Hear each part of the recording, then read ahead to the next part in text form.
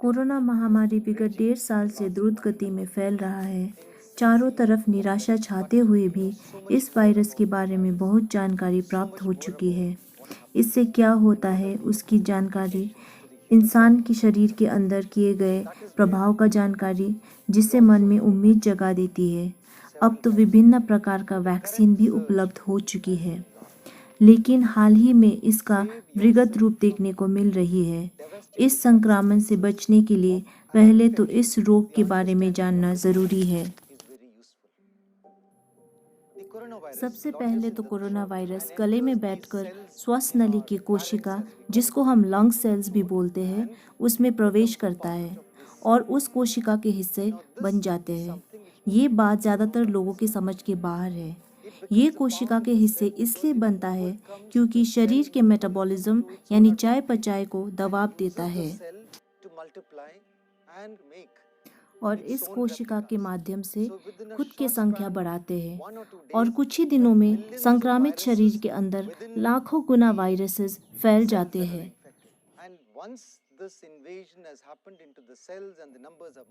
ये होने पर शरीर ये संक्रमण को महसूस करते हैं और विरोधी निकाय यानी एंटीबॉडीज उत्पादन करके शरीर वायरस से लड़के उसे मार देते हैं। ये किसी भी प्रकार का वायरस को हमारे शरीर से निकालने का एक साधारण तरीका है। ये वायरसेस दवाई से नहीं, बल्कि खुद की शरीर के रोग प्रतिरोधक क्षमता यानी कि इम्यूनिटी से मरता है। यही प्रक्रिया है सर्दी और विभिन्न रोग से लड़ने का। ज़्यादातर 4-5 दिन के अंदर जब वायरस और एंटीबॉडीज दोनों असंख्य बन जाते हैं, तो ये आपस में लड़ने लगते हैं। ये लड़ाई में हमारे रक्त प्रवाह में यानी कि ब्लड स्ट्रीम में रसायन वस्तुएं यानी केमिकल्स बहते हैं, जिसको साइटोकाइंस कहते हैं। ये रसायन शरीर के तापमान बढ़ा देती है। इससे बुखार, मांसलता में पीड़ा या मायल्जिया, शारीरिक व्यथा, गला की कोशिका में ज़्यादातर वायरस होने पर गला में व्यथा या असुविधा, खांसी इत्यादि हो सकती है। ये है ज़्यादा वायरस शरीर में होने का और शरीर का वायरस के साथ लड़ने का नतीजा। ये वायरस की ऊष्मायन अवधि यानी कि इंक्यूबेशन पीरियड, जो कि वायरस के हमारे शरीर में प्रवेश से लेकर इसके पहले लक्षण तक करीबन 3 से लेकर 5 और 7 दिन होते हैं। पहले संक्रमण में पता होता था, जैसे कि किसी की शादी रोका या भीड़-भाड़ में जाके, लेकिन ये दूसरी संक्रमण में किसी को नहीं पता कि उसको ये इन्फेक्शन हुई कैसे। तो अब ये इंक्यूबेशन पीरियड यानी कि ऊष्मायन अवधि का अनुमान लगाना नामुमकिन है। तो इसको नज़रअंदाज करके पहले लक्षण को ध्यान देना उचित होगा। हो सकता है गले में दर्द या खिचखिच, खांसी, बुखार, शरीर में व्यथा, सर दर्द और कभी-कभार डायरिया प्रथम लक्षण हो। इसमें से कोई भी या सारे लक्षणें हो सकती है आपका पहली लक्षण। इसमें से कोई भी लक्षण की शुरुआत ही आपको आपका प्रथम लक्षण वाली दिन मानना है। ज़्यादातर पहले लक्षण पूछने पर इंसान को सबसे ज़्यादा किस लक्षण से तकलीफ है वो बता देते हैं, लेकिन पहले लक्षण का यथार्थ रूप में यानी एग्जैक्ट बताना ज़रूरी है, क्योंकि इसके हिसाब से मरीज ठीक होगा या नहीं इस पे निर्भर करते हैं। इसलिए एग्जैक्ट दिनांक बताना ज़रूरी है। इसके बाद गला दर्द कायम रह सकता है, बुखार ज़्यादा हो सकता है। ऐसे 2-3 दिन बुखार रहेगा और फिर चौथे दिन में बुखार कम होगा, करीबन 99 या 98.4 के आसपास, जो कि हमारे साधारण शरीर का तापमान है। करीबन 80% केसेस में इनका असर समाप्त होता है। 80% लोगों में इसका हल्का असर होता है, जो 3-4 दिनों में समाप्त होकर आदमी वापस स्वस्थ होते हैं। लेकिन 10 या 15 या तो 20% लोगों में ये रोग खतरनाक मोड़ लेता है। तो क्या है ये खतरनाक मोड़?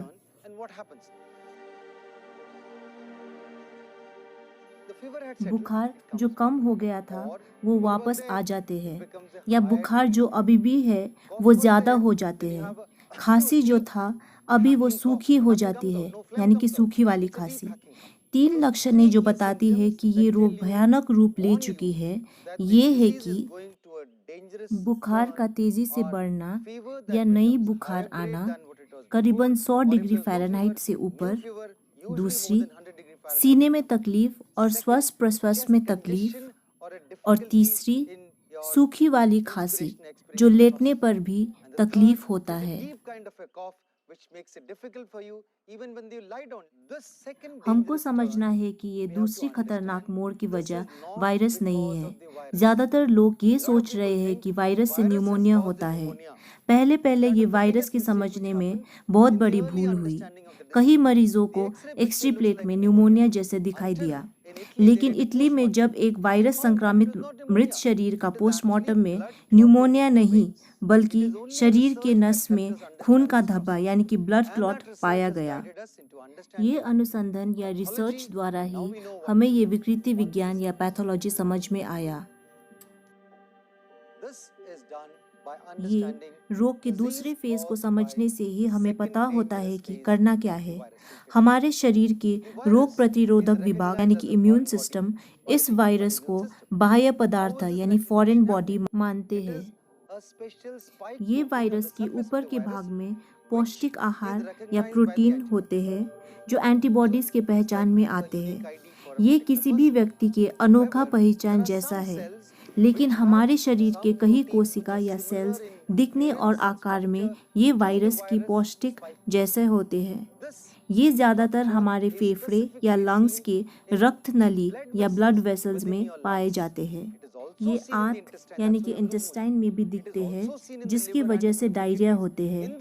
ये जिगर या लिवर और गुर्दा या किडनी में भी दिखाई देती है।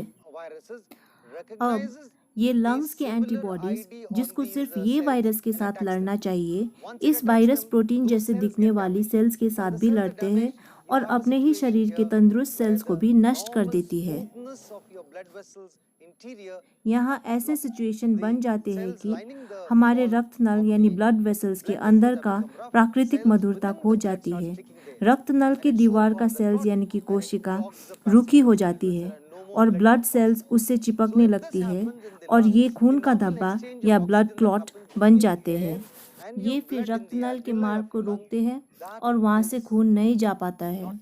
अगर आपके लंग्स में ऐसे हुए तो ऑक्सीजन की साधारण लेन देन की प्रक्रिया, जो कि हवा और आपके फेफड़े के खून के बीच में होते हैं, वो रुक जाएगी। खून की दौड़ी ना होने पर ऑक्सीजनेशन नहीं होगा। ऑक्सीजनेशन ना होने पर आपके खून में ऑक्सीजन की कमी इतनी बढ़ जाएगी कि आप ठीक से श्वास नहीं ले पाएंगे। ये वायरस आपके लंग्स में होने की वजह से नहीं है, बल्कि वायरस को लेकर आपके शरीर के रिएक्शन की वजह से है। तो जो न्यूमोनिया जैसे दिखते हैं वो दरअसल न्यूमोनिया नहीं है। ये रक्त नस में खून के धब्बे होने से है, क्योंकि ये रक्त नस को खुद की एंटीबॉडीज ने दावा किया है, ये सोचकर कि वो सेल्स वायरसेस है, कारण उसके बाहरी तत्व वायरस से मिलते जुलते हैं। कई व्यक्तियों में इसका प्रभाव अतुलनीय है। हमें नहीं पता कि क्यों ये किसी को कम और किसी को ज़्यादा प्रभाव करता है। इसका कारण आनुवंशिक प्रवृत्तियाँ यानी कि जेनेटिक प्रेडिलेक्शन हो सकता है, प्राकृतिक कारण हो सकता है, या दोनों का मेल हो सकता है। हमें नहीं पता। अगर ये ब्लड क्लॉट या खून के धब्बे बढ़ते गए तो तब तक बाहरी ऑक्सीजन देना अनिवार्य हो जाएगा, जब तक आपका ऑक्सीजन लेवल भरपूर मात्रा में फिर से ब्रेन फंक्शनिंग या दिमाग का संचालन शुरू ना कर दे। ये ऑक्सीजन लेवल का ज़रूरत 2 लीटर 3 लीटर से लेकर 10 लीटर 15 लीटर या फिर 60 लीटर तक हो सकता है। और अगर 60 लीटर में आप मैनेज ना करें तो आपको बाईपैप्स या सीपैप्स की ज़रूरत पड़ सकते हैं, और उसके बाद वेंटिलेटर्स। तो ये एक खतरनाक मोड़ है जिसके लिए आपको तैयार रहना है। जब तक आप ये प्रत्याशा नहीं रखेंगे, आप ये रोग को काबू नहीं कर पाएंगे। 15 से 20% लोगों को सेकेंड फेज होते हैं, जो वायरस नहीं बल्कि खुद की एंटीबॉडीज शरीर के सेल से लड़ते हैं। ये जानकारी पहले स्टेज में ही होना ज़रूरी है, क्योंकि 5वें या 6ठे दिन में आपको अगर तेज़ बुखार, सूखी खांसी या श्वास प्रश्वास में तकलीफ हो, तो आपको जानना है कि ये साइटोकाइन शावर की शुरुआत है। आपको इसको यही स्टेज में छींटे से, बाढ़ होने से और ये साइटोकाइन को फैलने से रोकना है। तो ये करना कैसे है? हमारे पास इसके लिए एक बहुत ही पुरानी व्यवस्था है। ये एक स्टेरॉइड है जो हम मुंह से या पेरेंटली ले सकते हैं, जो ये साइटोकाइन के छींटे को बाढ़ होने से और इसकी अतुलनीय प्रभाव से हमें बचा सकता है।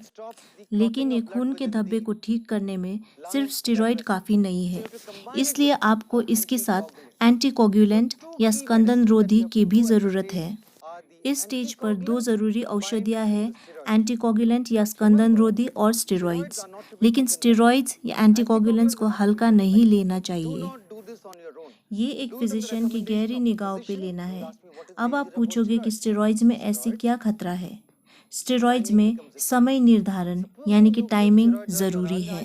अगर स्टेरॉइड ज़रूरत पड़ने से पहले दिया, जैसे कि किसी को लक्षण शुरू होने से स्टेरॉइड्स लेना, नहीं, ऐसा नहीं करना है। ये खुद से नहीं लेना है, क्योंकि आपके पहले दिन के पहले लक्षण से लेकर 3-4 दिनों तक वायरस अभी भी आपके अंदर बढ़ रहा है और ये शरीर में वायरस का बढ़ना कुछ समय तक जारी रहेगा और आपका रोग आपके अंदर बहुत देर तक रहेगा अगर आप ठीक समय से पहले स्टेरॉइड ली तो। ये गलती मत करना, आप उल्टा अपने शरीर को नुकसान पहुंचाओगे। रोग के पहले 5 दिनों तक स्टेरॉइड्स नहीं लगाना है। एक बार जो आपके शरीर में वायरस फेज खत्म होके ऑटो एंटीबॉडी रिएक्शन शुरू हो जाए, तब स्टेरॉइड्स ले सकते हैं। 5वें या 6ठे दिन में ये ले सकते हैं। जिसको सेकेंड स्टेज का कोई लक्षण नहीं है, उसको चिंता की कोई आवश्यकता नहीं है, और जिसको सेकेंड स्टेज के लक्षण है, आप स्टेरॉइड्स और एंटीकोगुलेंट्स का इस्तेमाल कर सकते हैं। स्टेरॉइड्स को लेने के बाद भी नस में खून की धब्बे हो सकती है, तब एंटीकोगुलेंट्स काम करेगा। बहुत से लोग सोचते हैं कि एस्पिरिन उनको ठीक करेगा। ध्यान रखें, एस्पिरिन काम नहीं करेगा। मैंने जितनी भी गहरी रिसर्च किया है, ये प्रमाण करता है कि वे काम नहीं करेगा, क्योंकि अगर आप इन मरीजों के प्लेटलेट काउंट्स देखेंगे, तो ये काउंट हमेशा कम होते हैं, 40,000, 30,000 और किसी का 25,000। क्या ये इस धब्बे या क्लॉट को रोक पाता है? नहीं, ये क्लॉटिंग वैसे ही रहते हैं। इसीलिए सिर्फ एस्पिरिन देने से नहीं होगा, 3 हफ्ते के लिए एंटीकोगुलेंट्स देना आवश्यक है। क्योंकि ये क्लॉटिंग 2-3 हफ्ते तक रह सकता है, इसलिए 3 हफ्ते लेना ज़रूरी है और आप इस रोग को काबू में ला सकते हैं और अच्छे नतीजे पे पहुंच सकते हैं। लेकिन विश्व भर कहाँ गलती हो रही है? सिर्फ भारत में ही नहीं, बल्कि यूएस, यूरोप में भी। जैसे कि हमारे 2 किडनीज, वैसे ही 2 लंग्स होते हैं। जैसे एक किडनी दान करके दूसरे किडनी से काम चला सकते हैं, वैसे ही ट्यूबरकुलोसिस या लंग कैंसर के मरीज के एक पूरे लंग निकाल के दूसरे लंग से काम चला सकते हैं। इसकी 100% परिपूर्णता है, सिर्फ 93% नहीं। लेकिन 4-5 सीढ़ी चढ़ने पर श्वास लेने में दिक्कत हो जाती है। साधारण इंसान के लंग के 3 में से 2 भाग आरक्षित क्षमता के लिए रखी जाती है। ये ऐसे ही बनाई गई है। तो अगर आप एक मरीज को घर में बैठकर इसके नीचे आने का इंतज़ार करने के लिए बोलेंगे, तो वो अपने लंग्स के 3 में से 2 कामकाज क्षमता को नुकसान पहुंचा चुके होंगे और फिर उससे अस्पताल भर्ती करके ऑक्सीजन देना होगा और उससे ना होने पर वेंटिलेटर। ये एक भयावह दृश्य है। ये होने का इंतज़ार ना करें। डिजिटल सेंसर के साथ घर में ना बैठे। मैं ये नहीं बोल रहा कि डिजिटल सेंसर उपयोगी नहीं है। ये अस्पताल में उपयोगी है। ये अस्पताल जाने का निर्णय लेने में उपयोगी है। ये अस्पताल जाते हुए रास्ते में जहां आपको सारी जानकारी मिल जाएगी उपयोगी है। लेकिन सिर्फ इसके भरोसे घर बैठना नहीं है। ये बहुत बड़ी भूल होगी। दो चीज़ों को ध्यान में रखना है। स्टेरॉइड्स रोग प्रतिरोधक क्षमता को दबा देती है, तो इन्फेक्शन हो सकता है। आप 5वें या 6वें दिन में स्टेरॉइड्स और एंटीकोगुलेंट लेते हैं और अचानक आपका बुखार खांसी चला जाता है। आप बेहतर लगने लगते हैं, आप में ताकत आ गई है। ये ज़्यादातर वृद्ध लोग या जिनकी इम्यूनिटी सिस्टम या रोग प्रतिरोधक क्षमता कमज़ोर हो या तो डायबिटिक में पाए जाते हैं। लेकिन स्टेरॉइड्स लेने की चौथे दिन में फिर से बुखार आने लगता है। तो क्या वायरस वापस आ गया है? नहीं, ये वायरस का वापसी नहीं है, क्योंकि मरीज की इम्यूनिटी को दबाया गया है। उनके लंग्स के साधारण जीवाणु यानी कि बैक्टीरिया उनके शरीर के खिलाफ लड़ने लगता है और न्यूमोनिया का उत्पन्न होता है। इस बार ये एक बैक्टीरियल न्यूमोनिया है और ये इन्फेक्शन का तीसरी फेज बैक्टीरियल इन्फेक्शन की वजह से है, जिसको एंटीबायोटिक दवाइयाँ लेके ख़त्म करना है। तो स्टेरॉइड शरीर को बचाने में लाभदायक है, लेकिन इसके बैक्टीरियल इन्फेक्शन जैसी अलाप भी है, तो इसके लिए एंटीबायोटिक्स भी लेनी है। ये एकमात्र स्टेज या स्थिति है जब एंटीबायोटिक लिए जाते हैं। पहले लक्षण में एंटीबायोटिक देना जैसे कि बैक्टीरिया को प्रतिरोध करना होता है, चाहे वो एसिटोमाइसिन हो या फिर डॉक्सीसाइक्लिन हो।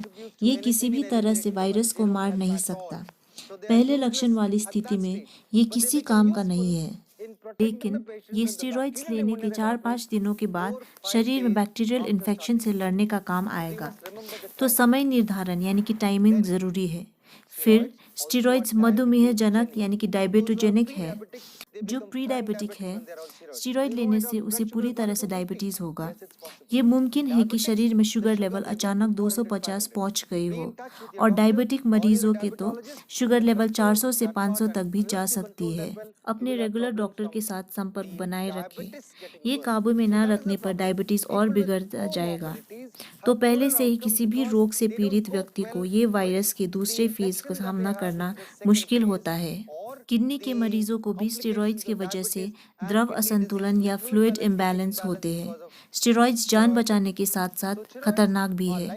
इसको सावधानी के साथ इस्तेमाल करना है।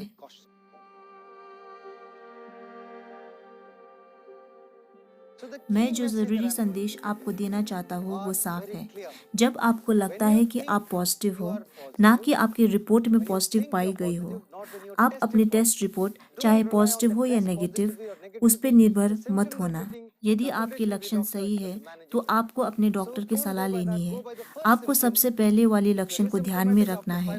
अगर आपके लक्षण 5वें दिन में गायब होते हैं तो खुश हो जाइए, क्योंकि आप एक कोरोना योद्धा हो। आप अगले 5 दिन खुद पे नज़र रख सकते हैं, क्योंकि आपकी खांसी पूरी तरह ठीक ना भी हो सकता है। कुछ समय तक ये होना मुमकिन है, परेशान मत होना। लेकिन अगर उसके बाद ये भयानक मोड़ लेती है तो इसका इलाज करके स्टेरॉइड्स और एंटीकोगुलेंट्स देकर इसको रोकना है। डॉक्टर की सलाह लेकर स्टेरॉइड्स 10 दिन के लिए और एंटीकोगुलेंट्स 3 हफ्ते के लिए देना है। दोनों ही खतरनाक दवाइयाँ हैं और डॉक्टर की सलाह पर ही लेनी चाहिए। तो ये टाइमिंग समझना है। पहले लक्षण के पहले 5 दिन विटामिन्स के अलावा कुछ नहीं लेना है। और अन्य दवाइयाँ जैसे कि रेमडेसिविर, प्लाज्मा और आइवरमेक्टिन का क्या? ये खास दवाइयाँ हैं और ये दवाइयों के लाभ का कोई प्रमाण नहीं। अगर आप गाइडलाइंस देखोगे तो उसमें बताया गया है कि प्लाज्मा थेरेपी, रेमडेसिविर, डोसालिस्मेब, आइवरमेक्टिन इत्यादि की ज़रूरत होने का प्रमाण नाकाफ़ी है। पहले 5 दिनों में एंटीबायोटिक का कोई ज़रूरत नहीं। एंटीबायोटिक सिर्फ दूसरे लक्षण के अंतिम 5वें अवधि पर ज़रूरत है। और एक बार ये साफ हो जाए, आप बिना अस्पताल गए घर पर ही डॉक्टर की सलाह के बाद इसका सामना कर सकते हैं। आपको अस्पताल की ज़रूरत तभी होगा जब आपको वायरस के भयानक मोड़ का शुरुआत पता नहीं चलता। इस ज्ञान के साथ आप इसको पहचान सकते हैं, मदद मांग सकते हैं और इसको काबू में ला सकते हैं। ये एक नई खोज है और इससे हम बहुत सारे मरीजों को बिना ऑक्सीजन, बिना वेंटिलेशन की ज़रूरत के और ये आसपास की तबाही के बिना मार्गदर्शन कर रहे हैं। बहुत शुक्रिया।